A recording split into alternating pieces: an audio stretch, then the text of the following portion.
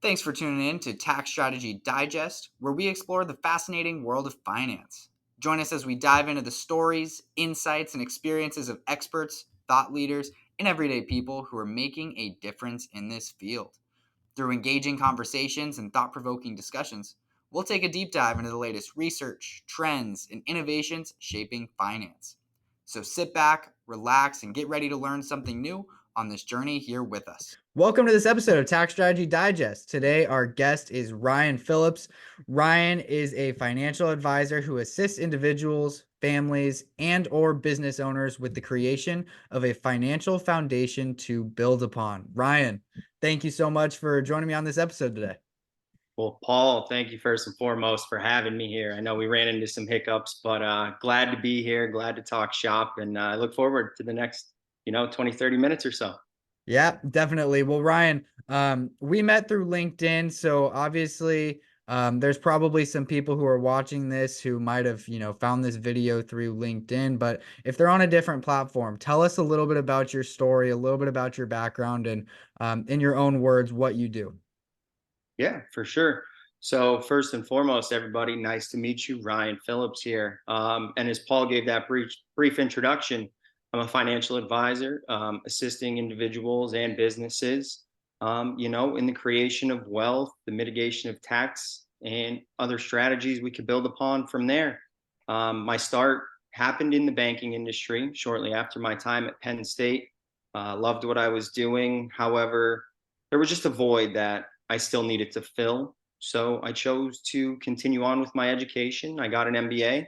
And from there, that kind of gave me the knowledge, plus coupled with what I wanted to do with setting some change in the world, that I started working and assisting individuals and these businesses, like I had said. Perfect. And if there's some younger guys listening in on this, what motivated you to get your MBA? It's just I guess, a burning desire that I always had. I don't like to ever feel complacent, whether that be in my career, whether that have been in my educational career at the time. It was just something working in banking. I wanted to take a next step. An MBA was a way to get me or propel me to that next step, if you will. So I chose to ultimately leave the banking industry for that MBA, but still, it was a great networking experience. It taught me a ton, and I would never change any of that. So what was your reasoning behind originally getting into banking? Was that something that you were just really passionate about, you were really interested in, like finance? How did that kind of journey progress? Yeah, that's a great question. So I thought I was going to be a real estate attorney, or an estate planning attorney, rather. Excuse me. I had some ups and downs I went through early on in my childhood, but I always gravitated towards the numbers. And something about the numbers I kept coming back to, and from my very first course at Penn State, involved in the market, that kind of pushed me more to the banking slash whole finance aspect of things, taking me away from that law degree that I thought I would be pursuing. Um, so I just kind of built upon that from there. Loved analyzing the numbers. There's always a story in the numbers, and even what we can't portray in words at times, we can go back in and find that story, like I said. And something about that, it's an addiction for me, if you will, to say the least. Awesome. And what are some of the stories that you're able to help your clients write? Using the numbers, how are you able to help them, start building on such a strong foundation? Yeah, like I said, I think it goes back to that story as mentioned. And we can really formulate from there, in between inflows and outflows, the proper allocations, and how to build for a better future, whether that be, with your first home purchase all the way to and through retirement and other forms of strategy we provide. I love it. I love it. And tell me about the differences between, your first role banking and then now as an advisor. Or is your role, does it feel any different between the people you work with on a daily basis, your conversations? Tell us a little bit about banking first and then the differences with now kind of what you've got with the advising clients. Yeah, for sure. So, I guess with the banking side of things comes more of that admin type role, where you're sitting behind a computer all day, kind of just crunching the numbers, forecasting, saying at the end of the day, or talking to your colleagues, is this a good loan we can make for this individual? Why do they deserve this money? Although their forecasts don't really line up right now, we still feel there's something about them. Um, that we would like to help. And I guess that ties right into the advising side of things for me. This passion of mine lies deep within, the assistance and wanting to help others. And I think right now in the world is a great point. And we see that a lot of people really don't or need this. They need an extra financial literacy course, if you will. And that's where I like to step in. And I never want to tell someone where they need to go, but I want to show them how to get there and then ultimately let them make those decisions. Which to me, I guess that's the story of my life. I've always sought the road ahead, but I never let anybody push me to get there. I found and picked the fruits of the trees that I wanted to, always gravitating back towards the right thing. And again, that's my practice now goes hand in hand with that. Just essentially, giving the knowledge, but then allowing that person to make those decisions and keeping them on the right path. Perfect. I do want to ask a little bit of a random question to you, and Cool. I don't want anyone who's listening, do not consider what he says as investment advice. You can give your own disclaimer if you want to, but I want to ask you a controversial question. What is your opinion on Bitcoin? Do you like it or do you not like it?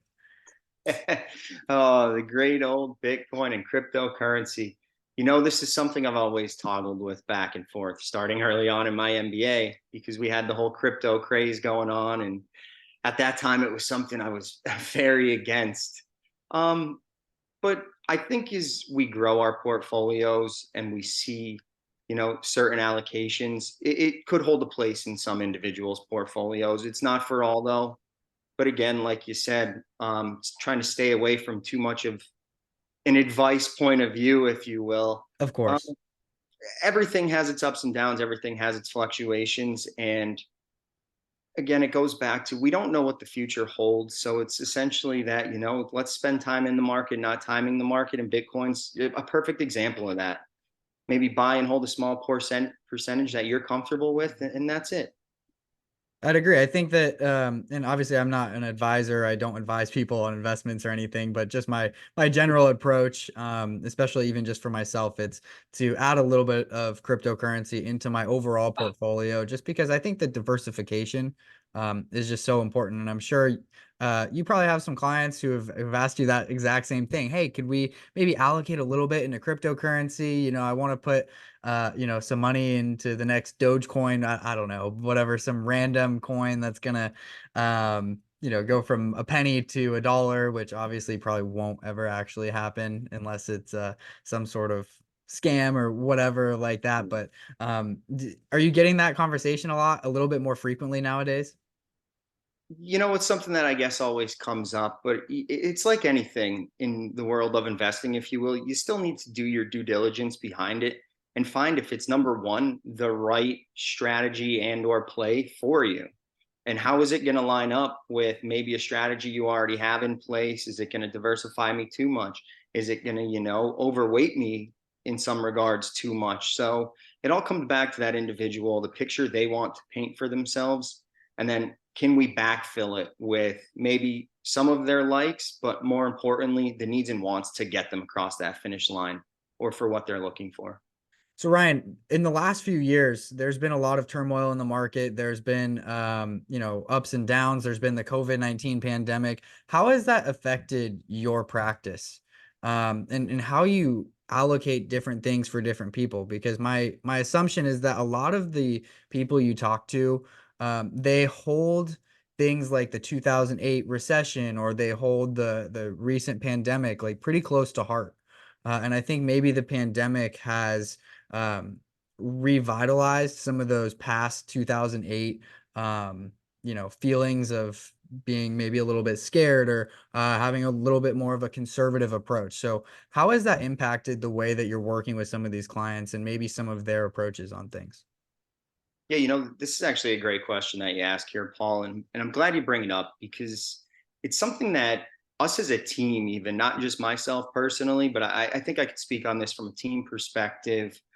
We look at it from, just remaining calm. Don't we like to get wrapped up in technology a little too much, and a simple scroll of LinkedIn here and there or something, we can find doomsday in that. But when you remove yourself from a situation and just know that you are on a right track, you're taking the necessary steps, whether it's just, from a dollar cost averaging perspective, and then the professionals, with that being us, taking and following the appropriate action to mitigate these market trends.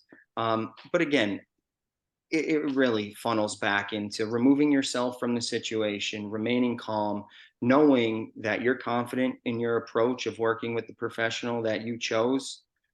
And essentially, I think you're going to be able to mitigate almost any market by doing so. Perfect. And I think there's going to be a lot of people you just mentioned, as you see the posts on LinkedIn. There's a lot of people that are going to be listening to this or watching this, and they're probably seeing this either from my LinkedIn or they maybe they're connected with you on LinkedIn. Tell us a little bit about your LinkedIn strategy. Obviously, that's I mean how we got connected. I actually noticed one of your posts probably I don't know a year and a half ago maybe. So that's originally how we got connected. Has that been a strategy for marketing that's worked really well for you, or what is your approach with LinkedIn?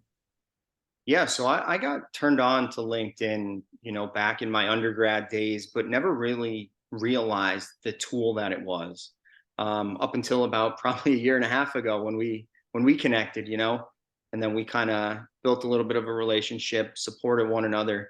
But I think that's what the platform is as a whole. I mean, it's just a great support system. And then in terms of go to market strategy, I mean, there's no other place like it. I could just go out and make a post, still be interactive, still try to provide some advice. I mean, it really is a great platform. And in terms of uniqueness, I mean, I feel in terms of a financial advisor, I try to take the personal approach when it comes to my LinkedIn.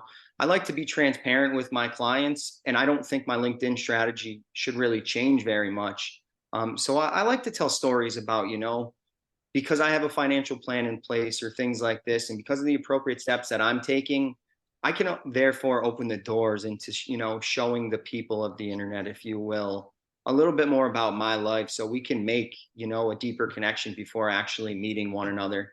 And thus far, I think that strategy, while it's not going to work for everybody, I think for me it's something I'm comfortable with, and it's worked thus far for me. So I really enjoy all the connections I've met and made from there. And I only hope to build on that. And what's a one piece of advice you could give to somebody who's just starting out in whether it's LinkedIn or just social media posting in general for themselves and their business? What's something or that you could give them that might help?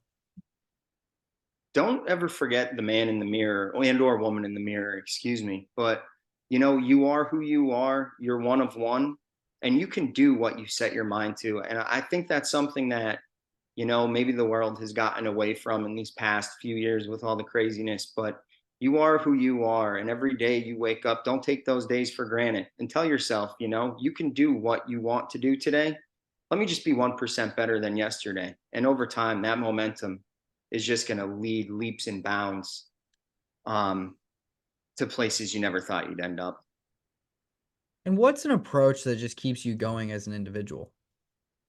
Yeah, I really think, like I just mentioned, that Yeah. 1% daily. If that alarm clock rings at 5:30 or 6 o'clock, whatever time it goes off for you, get up on the first ring. You don't want to hit snooze, and if you know what, you hit snooze twice today, be a little bit better tomorrow. If it's your workouts, if it's you're making cold calls, you're phoning people. It's like Ed Milet has a great book on. Just do one more, and at the end of the day, when you remove yourself from that situation and look at it, it's not hard to be 1% better. And like I said, it's going to take you places you never thought you would end up. I like that. I like that strategy. Is that um I do want to ask you about that as well. Are you a big book guy? Are there any books that you are currently reading or ones that have really shaped the person you are today? Yeah, so for sure, I'm always number one looking for recommendations. But no, number two, I've been on a very big Patrick Bet David kick. So I just finished his first book. I'm about to start his second. With a little bit of the holiday planning and things, I got a little lackadaisical in that department. But no, I have my sights set on that one. But I just try to read books of, the people that have been there, these world famous CEOs, all the way down to some professors I've had in the past. They've written great books, and wherever I can continue to expand my knowledge and get more, um, I'm all for it. So, Nice. Are there any projects that you're currently working on, or maybe you're writing a book, maybe you're publishing articles? I don't know. Is there anything that you're currently working on, or that you plan to maybe work on in the future that you can share with us now, and we can be on the lookout for? yeah. So, first and foremost, I'm not writing a book yet. Okay. We'll get there, but no, I have another one or two things that are in the works. I can't speak on the one too much right now. That's a Okay. little under wraps. But I'm very excited for that project, a little maybe passion project, amongst a few people that I know. So I look forward to that one, and then on my LinkedIn pretty soon. I think there should be another pretty big announcement coming about, with some, maybe a new team or something like that, Okay. new opportunity. So 2024, we really look to, I mean, I say we, but I mean my household in terms of me and my girlfriend, Chelsea. I think it's going to be a great year for us. And, the sky's the limit when you hold that 1% better daily attitude. So, How do you define success? I hate to beat a dead horse here, if you will, but again, it's just be a little bit better than I was yesterday. Not every day is going to be the best day for us, but if you can maintain that confidence in yourself, it's just like, playing with a yo-yo, walking up the side of the mountain. And I know I use that analogy with the stock market, but we're going to start here. We're going to have our ups and downs with the yo-yo, but at the end of the day, we end up here. And as long as we can keep taking, rinse and repeating that cycle, again, we're just going to keep moving forward, always on a growth path. Um, and then the possibilities and doors that come from that are going to be endless. Ryan, have you ever had a mentor?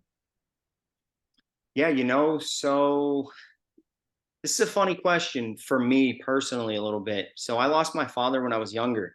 So that's always something, I've really gravitated towards, whether it was going through my undergrad and education, my MBA, all the way up until where I'm at now. I've always leaned on and or gravitated towards many different individuals. There's too many to name here out loud. Not only do I not have their consent to do so, so I'll keep that under wrap. But I think when you can find a mentor that you really gravitate towards and that's there for you as you are them, again, there's going to be no better coach you're going to encounter. um, and what you can ultimately create from those opportunities, it's going to set you far ahead. If you want to go fast, go alone, but if you want to go far, go together. That's exactly my approach I take when it comes to working with my mentors. Awesome. Well, I think you might have just mentioned it a little bit, but I guess we'll revisit it. What's your why? Why do you do what you do? Yeah, so like I said, the passing of my father was something that really hurt because, well, I mean, not nobody wants to lose a parent. Don't get me wrong, but it happened for me at such a young age that, I have one or two like vague memories of him being my t-ball coach, but I never had him there for those life lessons to give me. Maybe some of those financial literacy classes because he took a proactive approach, God forbid, and his planning, not knowing he would get sick. Um, so yeah, that's something that now I've really held on to. Again, coupled with finding those mentors throughout the course of my life, just being proactive, looking towards the future. And like I said, I just read Patrick Bet David's book, but knowing your next five moves at the end of the day, it's great to live in the now, but you still need to know or forecast what's on the horizon. Not that you're going to be able to create every opportunity for yourself, but it gives you more of a playbook, I think, in terms of navigating the things that can arise. I think that's perfect. And Ryan, I'm gonna go ahead. I'm gonna put your LinkedIn down below. What other ways should people contact you if they'd like to reach out, if they want to learn some more about what you do, how you can help them? Maybe they're a business owner and they want to just really lay a strong foundation for themselves so that they can not only build wealth for their immediate family, but generations of those following. Yeah, for sure. Like you had mentioned, Paul, LinkedIn is going to be the best source right now. I have some other things in the works, but they are under construction. As of now, they should be rolling out here within the next quarter or so. I would think everything's going to finally be up and running, so it's correlated back to one another, making that reach and accessibility for all much easier. But yeah, definitely great starting points. LinkedIn, everything's there. So feel free, anybody interested, to reach out. Perfect. Well, Ryan, thank you so much for hopping on here today, for discussing, what you do and how you help people, and for kind of opening up and really sharing your story and telling us about your past and how it's really shaped you into the man you are today. So I really appreciate your time. And for those of you guys listening here today, thanks so much for listening to this episode of Tax Strategy Digest.